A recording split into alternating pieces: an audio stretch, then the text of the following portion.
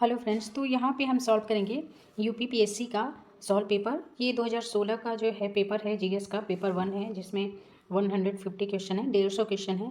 और यदि आप प्रिपरेशन करते हैं यूपीपीएससी की तो आपको पता ही होगा कि प्रीवियस ईयर क्वेश्चन का कितना महत्व है।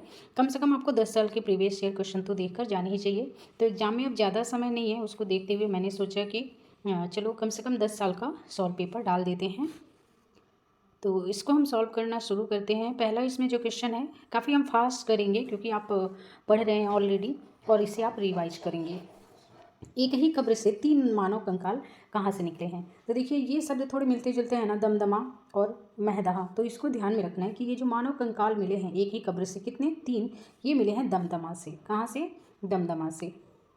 जो सेकंड क्वेश्चन है, कह रहा है कि विंध्य क्षेत्र के किस शिलाशय से सर्वाधिक मानव कंकाल, विंध्य क्षेत्र के किस शिलाशय से सर्वाधिक मानव कंकाल मिले हैं? तो ये लेखैया से मिले हैं। मैं चूंकि सारे ऑप्शन इसलिए नहीं पढ़ रही हूँ क्योंकि एग्जाम टाइम है और मैं चाहती हूँ कि आपको आंसर वाला विकल्प जो है वो एकदम याद रहे।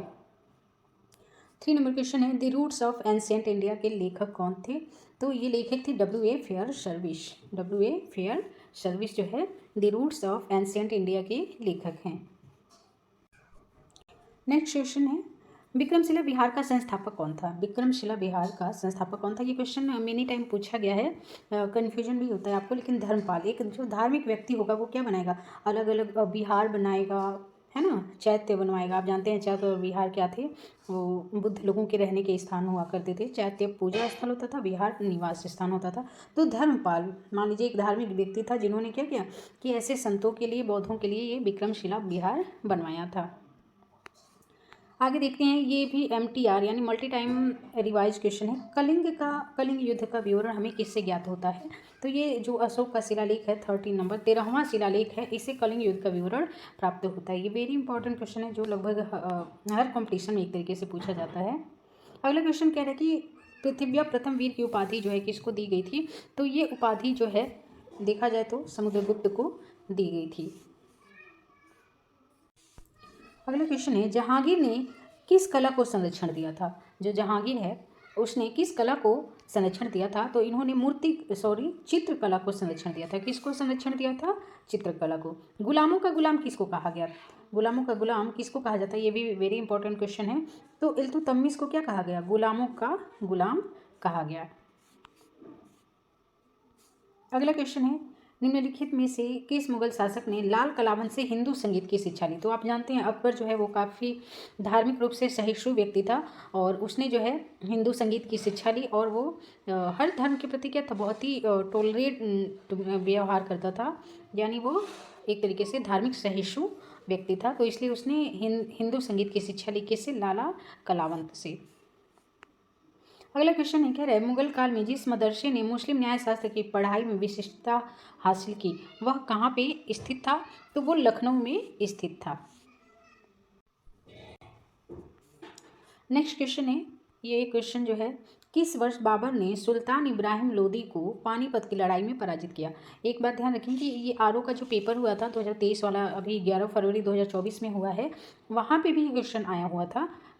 तो इसमें जो आंसर हो जाएगा वो हो जाएगा 1526। 1526 में पानीपत का प्रथम युद्ध हुआ था और इसमें बाबर ने सुल्तान इब्राहिम लोदी को पराजित किया था। अगला क्वेश्चन है, कृष्णदेव राय ने किस नगर की स्थापना की? तो इन्होंने नागलापुर की स्थापना की है। किसने? कृष्णदेव राय ने नागलापुर की स्थापना की थी। नेक्स्ट क्वेश्चन है, सर थॉमस मुनरो किन वर्षों में मद्रास के गवर्नर रहे? सर थॉमस मुनरो किन वर्षों में मद्रास के गवर्नर रहे? तो 1820 से 1827 ईस्वी तक थॉमस मुनरो मद्रास के गवर्नर रहे थे।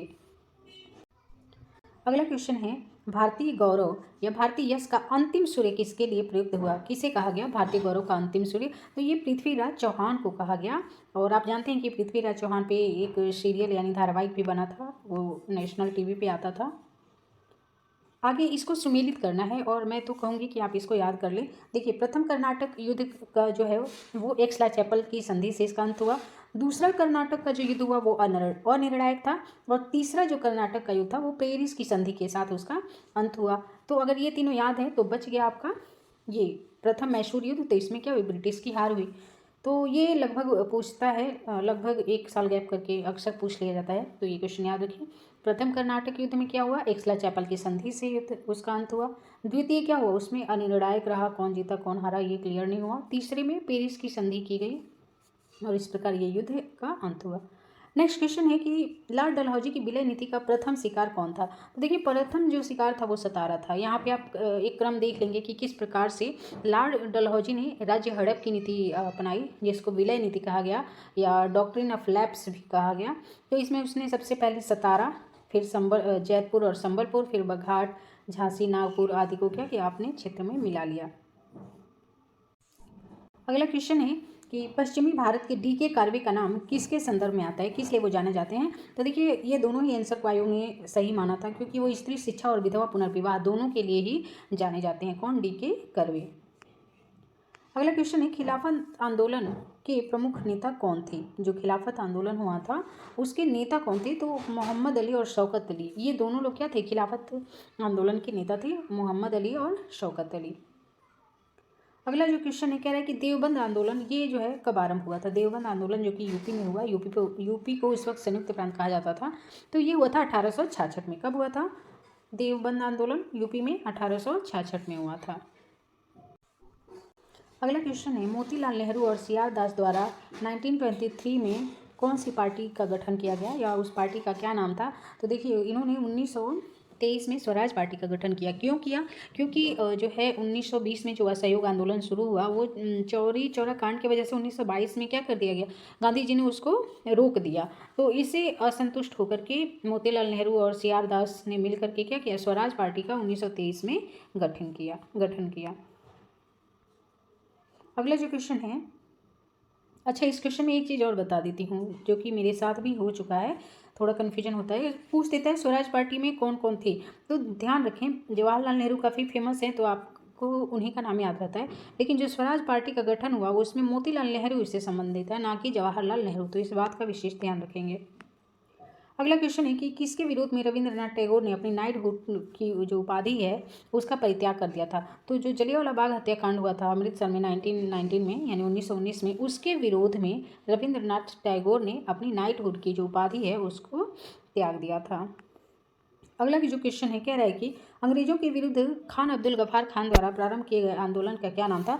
तो रेड शर्ट, इसमें लाल कुर्ती जो है इस आंदोलन का नाम था, क्योंकि इसमें जितने भी आंदोलनकर्ता थे वो लाल रंग की शर्ट पहनते थे।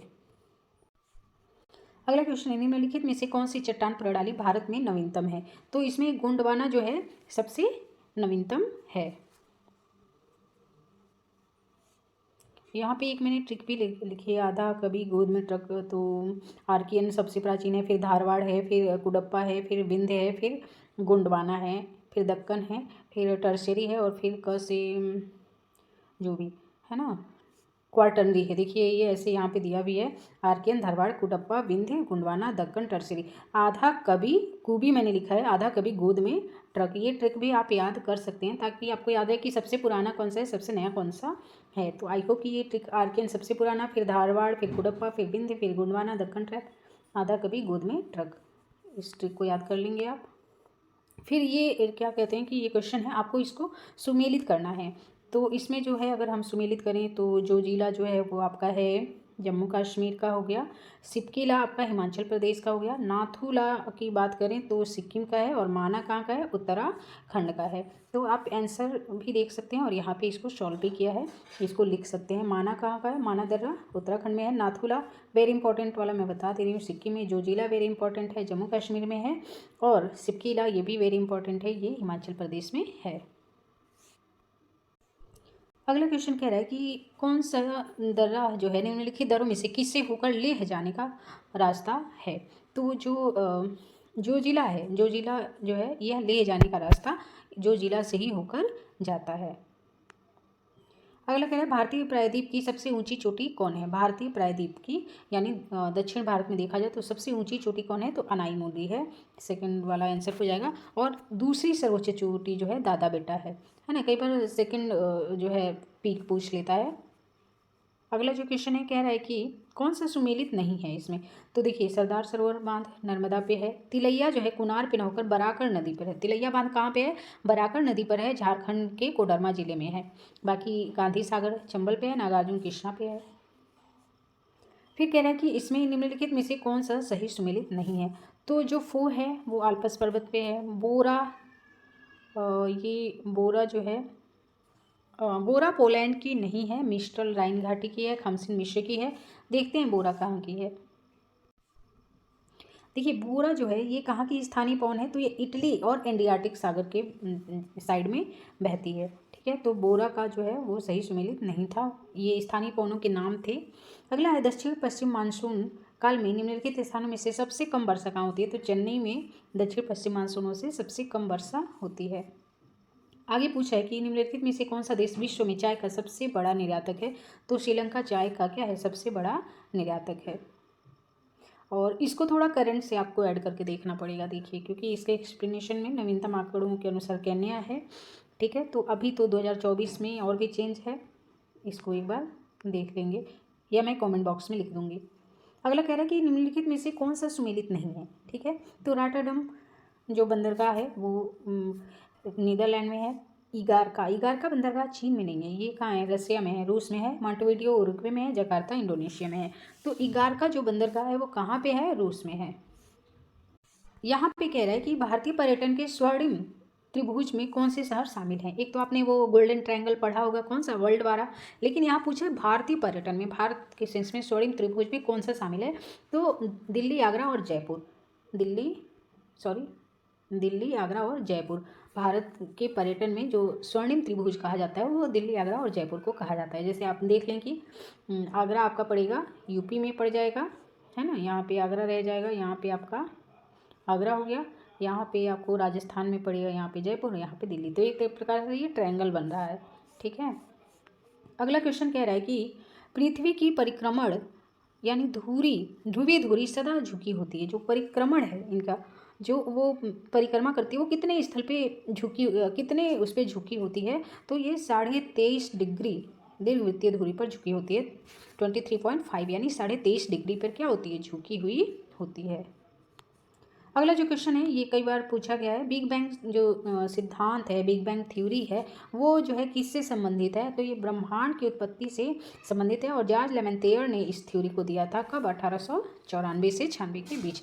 तो बिग बैंग थ्योरी किससे संबंधित है, ब्रह्मांड से संबंधित है, ब्रह्मांड की उत्पत्ति से संबंधित है। और जॉर्ज लेमेंतेयर ने इस थ्योरी को दिया था या प्रतिपादित किया था।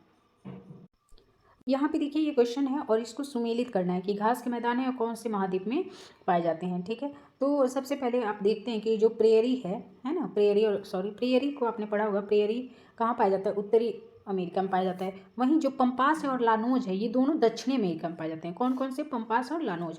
तो प्रेयरी उत्तरी अमेरिका में, लानोज दक्षिणी अमेरिका में, स्टेपी जो है ये आपका पाया जाता है यूरेशिया, यूरोप और एशिया दोनों में पाया जाता है। तो यहाँ पे यूरोप हो जाएगा, एशिया लिखा नहीं है, तो स्टेपी यूरोप और एशिया यूरेशिया दोनों में पाया जाता है।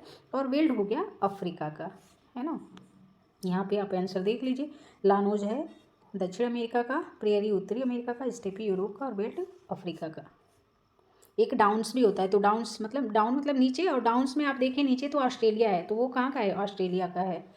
अगला जो क्वेश्चन है वो पूछ रहा है कि ये भी कई बार पूछा है कि भारत का जो पश्चिमी तट है ना, भारत के पश्चिमी तट के मैदान के उत्तरी भाग को क्या कहा जाता है, किस नाम से जाना जाता है, तो इसको कोंकण के नाम से जाना जाता है। जैसे भारत के 2 तट हैं, आप जानते हैं, ये वाला हो गया पश्चिमी तट और ये वाला हो गया पूर्वी तट। तो पश्चिमी तट को 2 भागों में अगर डिवाइड कर दें तो ऊपर वाले को क्या कहेंगे, कोंकण कहेंगे, और नीचे वाले को कहेंगे मालाबार। और पूर्वी तट को क्या कहते हैं, कोरोमंडल कहते हैं। आगे देखते हैं, यहाँ पे कह रहा है कि आपको इसको क्या करना है कि झीलों को क्षेत्रफल के दृष्टि से अवरोही क्रम में व्यवस्थित करना है। तो मैंने यहाँ पे एक कोड लिखा है, शूवी वैग, यानी सबसे बड़ा कौन सा है, सुपीरियर है, उसके बाद कौन सा है, विक्टोरिया है, उसके बाद बैकाल है, और उसके बाद से ग्रेट पियर है। तो शूवी वैग एक ट्रिक है जिसे आप याद कर सकते हैं कि सबसे बड़ी झील कौन सी है, सबसे छोटी कौन सी है, अवरोही क्रम में लगाना है। यहाँ पे क्या है, औद्योगिक क्षेत्र दिया हुआ है, देश का नाम दिया हुआ है, तो ये आपको क्या करना है, आपको मैच करना है। तो मैं सबसे पहले देख लेती हूँ जो बेलो हॉरिजॉन्टले है, बी फॉर बेलो हॉरिजॉन्टले और बी फॉर ब्राज़ील, तो ये ब्राज़ील से संबंधित है। और रही बात लॉरेन की, तो बहुत फेमस औद्योगिक क्षेत्र है किसका, फ्रांस का। कैंटन की बात करें तो ये चीन से संबंधित है, और किन की, जापान से संबंधित है। कैंटन ये स्टेट वाला नहीं है जो स्विट्जरलैंड में है, ये कैंटन क्या है, औद्योगिक क्षेत्र है। और कैंटन औद्योगिक क्षेत्र कहाँ पे है, ये चीन में है, चाइना में है। यहाँ पे आप देख सकते हैं किनकी जापान में है, कैंटन चीन में है, लॉरेन फ्रांस में है, बेलो हॉरिज़ॉन्टली कहाँ पे है, ब्राज़ील में है। अगला जो कह रहा है कि ये खनिज हैं और इनके केंद्र हैं, आपको इनको सुमेलित करना है, ये भी वेरी वेरी इंपॉर्टेंट है। तो सबसे जो फेमस है इसमें डल्ली राजहरा। डल्ली राजहरा किसके लिए फेमस है, ये जो है लौह अयस्क क्षेत्र के लिए क्या है, फेमस है। तो आप बी का पहला देख लें कि इसमें सही है, इसमें सही है, बी का पहला आपने देखा है ना, सही, ठीक है। वहीं अगर हम मुकोम को देखें तो मुकोम क्या है, एक कोयला क्षेत्र है। तो ए का दूसरा, बी का पहला आपका आंसर मिल गया है ना। यहाँ पे आप थोड़ा फेड है पर देख सकते हैं कि डल्ला राजहरा लौह अयस्क क्षेत्र है, मुकुम क्या है, कोयला है, कोरापुट बॉक्साइट और चित्रदुर्ग जो है वो मैग्नीज से संबंधित है। अगला जो क्वेश्चन कह रहा है कि तातीपाका तेल शोधनशाला कहाँ पे अवस्थित है। तातीपाका तेल शोधनशाला कहाँ पे अवस्थित है, तो ये जो है आंध्र प्रदेश में अवस्थित है। कहाँ पे अवस्थित है तातीपाका तेल शोधनशाला, तो ये आंध्र प्रदेश में अवस्थित है। अगला क्वेश्चन कह रहा है नेलांग घाटी किस राज्य में अवस्थित है। नेलांग घाटी उत्तराखंड में अवस्थित है। नेक्स्ट क्वेश्चन है, ये कह रहे हैं जनजातियां हैं और आपको इनके क्षेत्र को मिलाना है, ठीक है। तो इसमें जो सबसे फेमस है, लगभग हर साल पूछता है, वो है आपका बुशमैन। बुशमैन कहाँ पे पाए जाते हैं, कालाहारी में पाए जाते हैं। अब रही बात एनू और बद्दू को कैसे याद करें, तो जापान का लास्ट है न और एनू में भी लास्ट है न। जापान का एनू हो जाएगा, बद्दू लास्ट में द है और बद्दू, और यहाँ पे क्या है, अरब के बद्दू और जापान का एनू। आप जैसे भी चाहें वैसे कोरिलेट कर सकते हैं, जैसे आपको याद हो, ठीक है, वैसे याद कर लीजिए। सबसे जो फेमस आपका हर साल पूछता है वो है बुशमैन, कहाँ के हैं, कालाहारी के हैं, जापान के एनू हैं, अरब के बद्दू हैं, बच गया खिरगिज, तो ये मध्य एशिया के हैं। यहाँ से भी लगभग हर साल पूछता है, तो याद कर लेंगे इसको तो बेटर होगा। अगला क्वेश्चन कह रहा है कि 2011 की जनगणना के अनुसार भारत के किस समुदाय में सबसे कम लिंगानुपात है। तो जो सिख समुदाय है उसमें सबसे कम लिंगानुपात है, यानी महिलाओं की संख्या पुरुषों की अपेक्षा काफ़ी कम है। जैसे यहाँ पे हम देख सकते हैं कि जो सिख समुदाय हैं उसमें लिंगानुपात 903 है, जबकि मुस्लिम बौद्ध में कितने हैं, मुस्लिम में 951 हैं, और जैन में 954 हैं, और बौद्ध में 965 हैं। सबसे ज़्यादा देखा जाए तो बौद्ध में है, उसके बाद जैन में, उसके बाद मुस्लिम में, सबसे कम है सिखों में 903। अगला जो क्वेश्चन है कह रहा है कि 2011 की जनगणना के अनुसार भारत में निम्नलिखित राज्यों में सबसे अधिक जनसंख्या घनत्व वाला राज्य कौन सा है। ये RO 2024 में भी ये क्वेश्चन पूछा गया था। तो आप देख रहे हैं कि सबसे ज़्यादा जो जनसंख्या घनत्व है वो किसका है, तो वो है आपका बिहार का, सेकेंड नंबर पे है पश्चिम बंगाल, थर्ड पे केरला है, और फोर्थ पे आपका यूपी है। तो आपको इसको ध्यान में देना था कि सबसे ज़्यादा जनसंख्या घनत्व किसका है, बिहार का है, फिर पश्चिम बंगाल, फिर केरला, फिर यूपी। इन दोनों को आप सोच भी सकते थे, तो केरला ध्यान में नहीं आ रहा था, तो ध्यान रखेंगे थर्ड नंबर पे सर्वाधिक जनसंख्या घनत्व केरला का है, यूपी का स्थान चौथे नंबर पे है। ये क्वेश्चन देखने में डिफिकल्ट है लेकिन आसान था। पूछ रहा है कि कौन सा सुमेलित नहीं है। तो यदि आपने लास्ट वाला भी पढ़ के आप गए होते कि 2001 से 11 के बीच 10 की जनसंख्या वृद्धि दर कितनी थी, तो ये 17.7 थी। तो आप फाइंड कर लेते हैं आंसर को कि कौन सा सही सुमेलित नहीं है। अगर ये जो है यही गलत है तो यही आपका आंसर हो गया, बाकी आप नहीं भी जानते हैं तो कोई बात नहीं। तो जो 10 की वृद्धि है 2001 से 11 के बीच वो कितनी रही थी, 17.7%। अगला क्वेश्चन है, जनगणना आकलन रिपोर्ट प्रदर्शित करती है कि भारत विश्व का सबसे युवा देश है। 2020 में भारतीयों की औसत उम्र कितनी होगी, तो 29 ईयर। भारतीयों की औसत उम्र पूछा है, जीवन प्रत्याशा नहीं पूछा है, ये भी ध्यान रखेंगे, है ना। एक बार को लगता है यार इतना कम क्यों है, तो क्योंकि भारत को इसलिए तो युवाओं का देश कहा जाता है क्योंकि भारतीयों की जो औसत आयु है वो कितनी है, 29 वर्ष है। चीन और अमेरिका की देखें तो 37, और जापान की तो सबसे ज़्यादा है 48, यानी वहाँ की आबादी क्या हो रही है, बूढ़ी हो रही है। अब यहाँ पे देखिए अगला जो क्वेश्चन है वो आपको सुमेलित करने के लिए कह रहा है। इस तरह के क्वेश्चन आपको मिलेंगे ही। संविधान संशोधन की बात की जाए तो ये 368 में की गई है। वित्त आयोग जो है 280 में है। वित्तीय आपात की बात करें तो आर्टिकल 360 है, और अखिल भारतीय सेवाओं की बात करें तो 312। ये सारे जो चारों आर्टिकल हैं वेरी वेरी इंपॉर्टेंट हैं, आपको याद होने चाहिए, तो इसको देख लीजिएगा, है ना। ये स्क्रीनशॉट भी ले सकते हैं, नोट कर सकते हैं। अगला जो क्वेश्चन है कह रहा है कि निम्नलिखित कथनों पर विचार कीजिए। संविधान के अनुसार अनुच्छेद 32 को डॉक्टर अंबेडकर ने जो है इसकी आत्मा कहा था, यानी संविधान की आत्मा कहा था।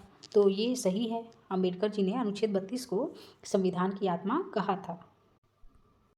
दूसरा स्टेटमेंट है कि अनुच्छेद 32 मौलिक अधिकारों के अतिक्रमण के विरुद्ध प्रभावी उपचार का प्रावधान करता है। तो ये भी सही है। तो इस प्रकार ए और आर ए और बी दोनों सही हैं, और जो आर वो ए है वो आर की सही व्याख्या करता है।